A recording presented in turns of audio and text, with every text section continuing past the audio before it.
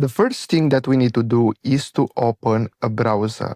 So I'm going to use Safari for this example and then search for Chrome. Now, after we do that, what we're gonna have to do is simply click on the first link at the top, and then we're gonna see this button that says download Chrome. Now we just have to click on that and the download should start automatically. Now we just have to allow this to start the download, and as you can see, it's going to download Chrome.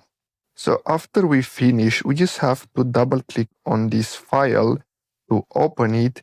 And as you can see, all we have to do is simply drag this into the applications folder. Now, I already have Google Chrome installed on my Mac. So now what we're going to have to do is simply open the apps and search for Chrome, and then simply click on it to open Google Chrome on Mac. So basically, that's all you have to do. Thanks for watching.